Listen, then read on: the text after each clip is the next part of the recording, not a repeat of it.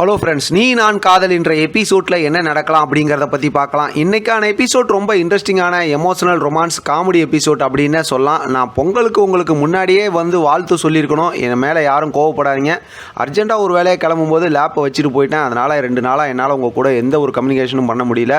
எல்லாம் சூப்பராக செலிப்ரேட் பண்ணியிருப்பீங்க அப்படின்னு நான் நம்புகிறேன். இன்றைக்கான எபிசோட் ரொம்ப இன்ட்ரெஸ்டிங்கான எபிசோட் அப்படின்னே சொல்லலாம். இப்போ ராகவ் வீட்டுக்கு அபியோட ஃபேமிலியில் இருக்கவங்க எல்லாரும் பொங்கலுக்காக கூப்பிட்றாங்க. ஏற்கனவே நம்ம ப்ரொமோவில் பார்த்த மாதிரி அந்த 10 லட்ச ரூபா பணம்லாம் வச்சு கொடுக்குறாங்க. சுந்தரி வழக்கம் போல் அப்படியே கோவப்படுற மாதிரி பேசுகிறாங்க. அபி அதுக்கு சரியான பதிலடி கொடுத்துட்றாங்க. ராகவ் எல்லாம் சந்தோஷப்பட்டு பேசும்போது இப்போ ஆகாஷ் இந்த பணத்தை நீங்கள் திருப்பி எடுத்துக்கணும், உங்கள் மேலே நாங்கள் ரொம்ப மரியாதை வச்சுருக்கோம் அப்படிங்கிற மாதிரி அந்த பணத்தை திருப்பி கொடுத்துட்டு எல்லாரும் பொங்கலுக்கு வரோம் அப்படிங்கிற விஷயத்த சொல்லிடுறாங்க. இருந்தாலும் பார்த்தோம்னா முரளியும் சுந்தரியும் அப்படியே வைத்தெறிஞ்சு போய் தான் இருந்துக்கிட்டு பேசிக்கிட்டு இருக்காங்க. இப்போ பார்த்தோம் அப்படின்னா ஆகாஷை சுந்தரி கோயிலுக்கு கூட்டிகிட்டு போயிட்டு மாலை போட்டு கூட்டிகிட்டு வந்துடுறாங்க. அதுக்கு அவங்களோட பிளான்னு வச்சிங்களேன். ஏன்னா இப்போ பொங்கலுக்கு அங்கே போகும்போது இவங்க 2 பேர் சந்தோஷமாக இருந்துடக்கூடாது அப்படிங்கிற மாதிரி செஞ்சிடறாங்க.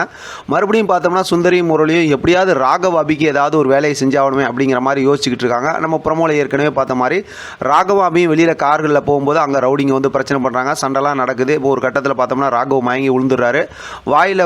வாய் வச்சு சிபிஆர் பண்ணுவாங்களா, அந்த மாதிரி மூச்சு காத்து கொடுத்து ராகவோட உயிரை அபி காப்பாற்றிடுறாங்க. அங்கே பார்த்தா விவேக் அந்த பிஸ்னஸ் எதிரியோட அந்த விசிட்டிங் கார்டு கிடக்குது. அதை பார்த்ததுக்கப்புறம் அவன் தான் இந்த பிரச்சனைலாம் பண்ணுறான் அப்படிங்கிற மாதிரி இவங்க நினச்சிக்கிட்டாங்க. ஆனால் பேக்ரவுண்ட் மியூசிக்கை வச்சு பார்க்கும்போது இதெல்லாம் பண்ணுறது முரளி தான் அப்படிங்கிறது நமக்கு தெரியுது. ஆனால் அவங்க அந்த மாதிரி நினச்சிக்கிறாங்க. இப்போ ராகவ் கிட்ட அபி சொல்கிறாங்க, இந்த விஷயம்லாம் வீட்டில் சொல்லக்கூடாதுன்னா நான் சொல்கிற கண்டிஷனுக்கு நீங்கள் ஒத்துக்கணும் அப்படிங்கும்போது ஒரு நாள் ஃபுல்லுமே நீங்கள் நான் சொல்கிறத கேட்கணும் அப்படிங்கிற மாதிரி சொல்லிடுறாங்க.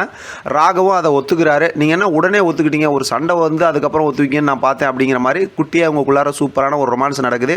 அதுக்கப்புறம் ராகவும் அபியும் காரில் கிளம்பி வீட்டுக்கு கிளம்பிடுறாங்க. இன்ட்ரெஸ்டிங்காக இன்றைக்கான எபிசோட் முடிச்சிருக்காங்க. நாளைக்கான எபிசோடும் சூப்பரான ஒரு ப்ரோமோ காட்டியிருக்காங்க. அது சம்மந்தமாக நம்ம அடுத்து பேசுவோம். பெருசாக ஸ்டோரி எதுவும் மூவ் பண்ணல அப்படின்னாலும் இன்றைக்கான எபிசோட் பார்க்குறதுக்கு ராகவ் அபிக்கு இடையில் இருக்கக்கூடிய அந்த குட்டியாக நடக்கிற ரொமான்ஸ் மூமெண்ட்லாம் ரொம்பவுமே என்ஜாயபுளாக இருந்துச்சு. இதை பற்றின உங்களோட கருத்து கமெண்ட் பாக்ஸை தெரியப்படுத்துங்க. தொடர்ந்து ஆதரவு கொடுங்க. மறுபடியும் ஒரு தடவை நான் பொங்கல் வாழ்த்து உங்கள்கிட்ட சொல்லிக்கிறேன். ஏற்கனவே சொல்லாததுக்கு மன்னிப்பும் கேட்டுக்கிறேன். இதை பற்றின உங்களோட கருத்து கமெண்ட் பாக்ஸை தெரியப்படுத்துங்க. தொடர்ந்து ஆதரவு கொடுங்க. தேங்க்யூ ஃப்ரெண்ட், தேங்க்ஸ் ஃபார் வாட்சிங்.